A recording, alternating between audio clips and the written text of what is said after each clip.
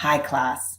In this video, I'll be going over Chapter 2 titled Policy and the Policymaking Process.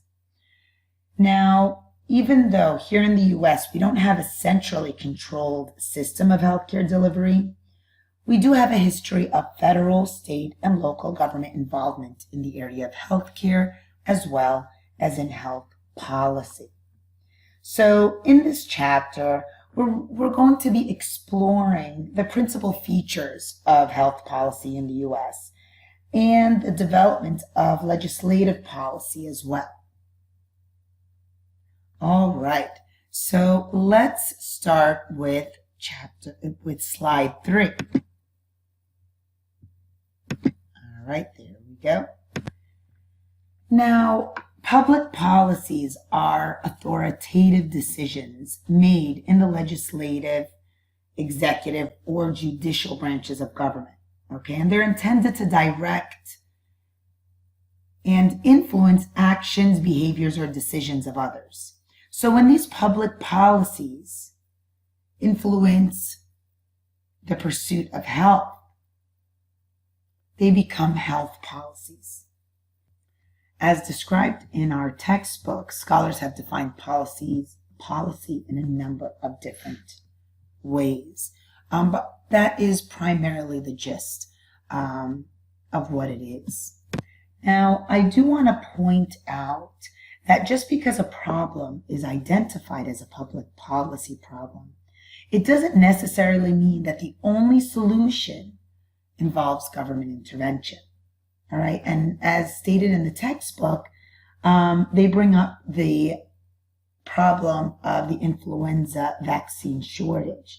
So although there are government-oriented solutions to try to address this problem, which includes expanding public health research and development or creating production incentives,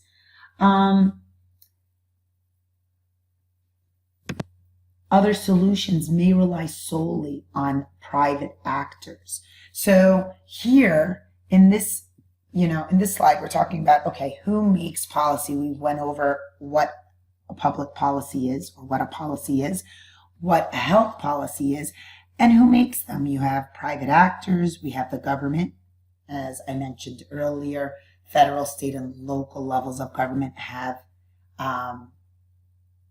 been involved in our healthcare. And then you have the authoritative decision makers. Now, regarding these different key players in making policies, when we're talking about private actors who make policies, we're really referring to insurance companies, private employers, different influential individuals. All right, now I'm going to jump to slide 4 really quickly. And I just want to touch on the topic of public policy problems. So the key issue to determining whether a decision represents a policy is whether the question at hand is an individual concern or a public policy problem. Now, a public policy problem really goes beyond the individual, right? It's affecting the greater, a larger portion of people. It's affecting the community. Now, when we're talking about an individual might decide to take advantage of an employer-sponsored health insurance or not. However, when we're talking about public policy question, it's really whether all employers should be required to offer health insurance. So we're not looking at it at the individual level, we're looking at it at the community level. All right? Now, there are different ways that you can approach a public policy problem. It's important to recognize that authoritative decisions, they don't always require people to act or not act, right, in a certain way. A lot of times, effective policies really provide incentives to try to create that change in behavior. Now, when we're talking about the federal policymaking structure, so we are looking at the different branches of our federal government. Now, the Constitution grants specific powers to Congress, which includes, and it's not limited to, the power to levy taxes, collect revenue, pay debts, provide for the general welfare, and regulate interstate and foreign commerce. Now, when we're talking about the House, we are talking about one of Congress's two chambers, right? So you have the House and you have the Senate. Now, regarding the House, the number of voting representatives in the House is fixed by law. It cannot be more than 435 members. And they're proportionally representing the population of the 50 states. So you have the representatives of the House. They are elected to 2-year terms, serving the people of a specific congressional district. Now, the Senate consists of 2 elected officials from each state, and there are a total of 100 senators. Now, when we're talking about Congress, again, that's the House and the Senate, it is the lawmaking body of the federal government. And later on in this video, I'm going to be going in describing how bills become a law and what happens with, or the role Congress has in having these bills turn into laws. And then we have the executive branch. Now, with the executive branch of our government, it is in charge of making sure the laws of the United States are obeyed. So you have the President of the U.S., who's the head of the executive branch. Of course, he is assisted with the Vice President and department heads and heads of independent agencies. And when I say department heads, we're talking about the cabinet members. Now, regarding the judicial branch, I'm not going to go in detail regarding the judicial branch just because we cover it in more detail in Chapter 3. Next, I'm going to be jumping to the slide titled How Laws Are Made. And we're going to be using the diagram from the textbook as a guide. Actually, instead of going to the slide, I'm actually going to go to the diagram through the e-textbook that I have for the textbook we're following in this class. Here we are, how a bill becomes a law. So the formation and implementation of health policies, they occur in a policy cycle, right? And there's really 5 components to this cycle. We have the issue raising, policy design, building of public support, legislative decision-making and building of policy support, and last, legislative decision-making and policy implementation.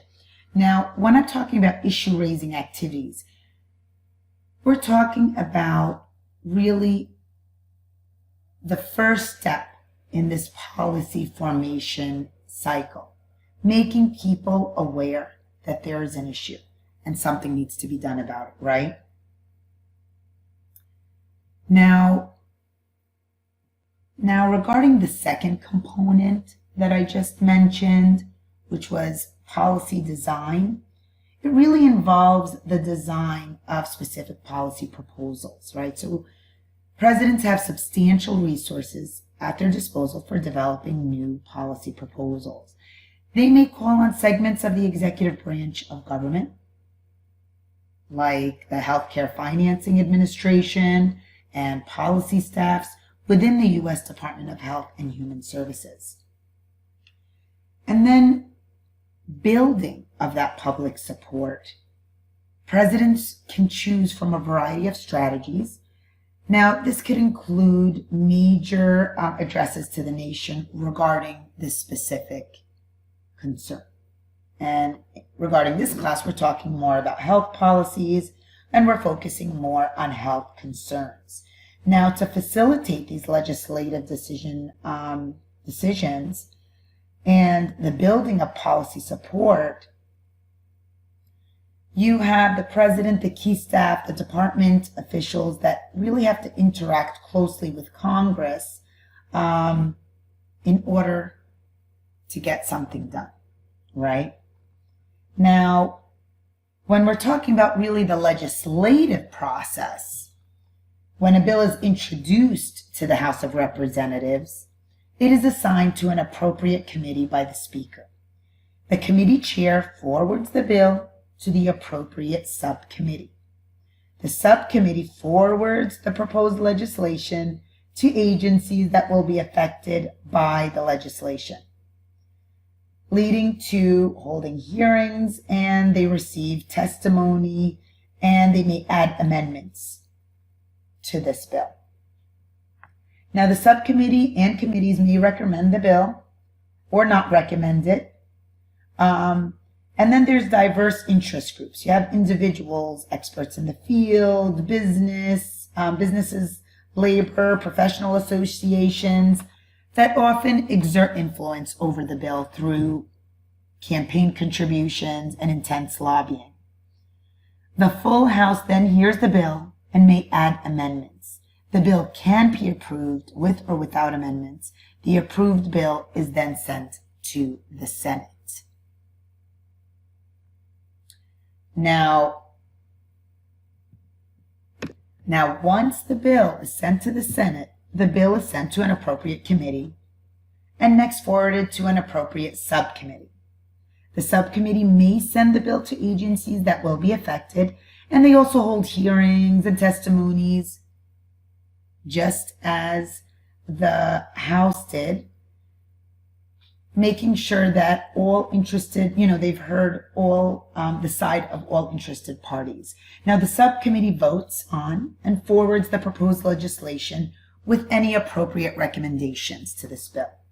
Amendments may or may not be added. Now, the full Senate hears the bill and may add amendments. If the bill and the House amendments are accepted, then the bill goes to the President. Now, if the Senate adds amendments that have not been voted on by the House, guess what? The bill has to go back to the floor of the House for another vote. Now, if the amendments are minor and non-controversial, the House may vote to pass the bill. However, if any amendments made are significant and controversial, the House may call for a conference committee to review the amendments.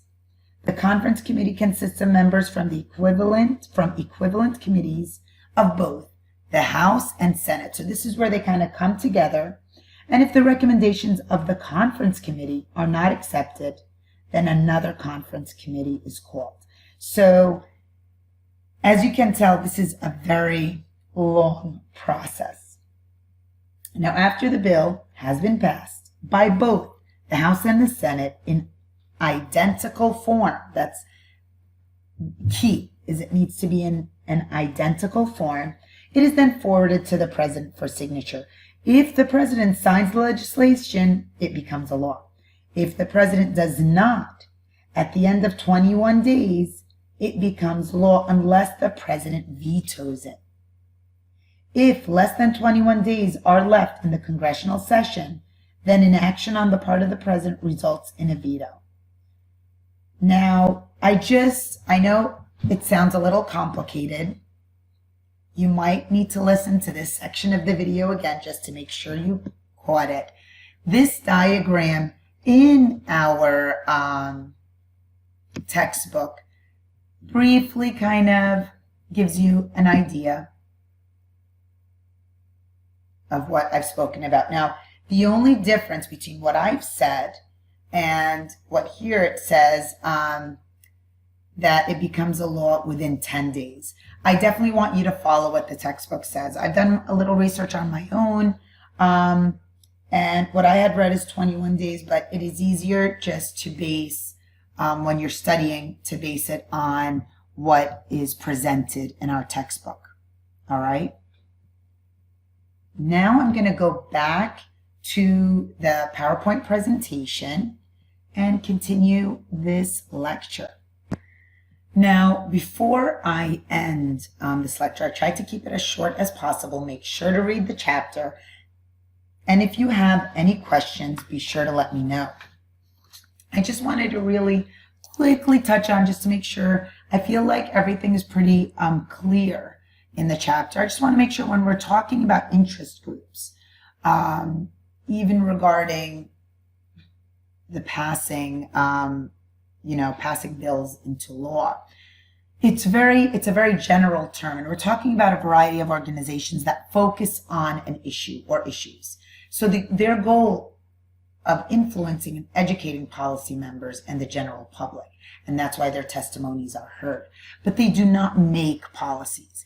So examples of these interest groups include trade association, think tanks, advocacy groups, and lobbying firms.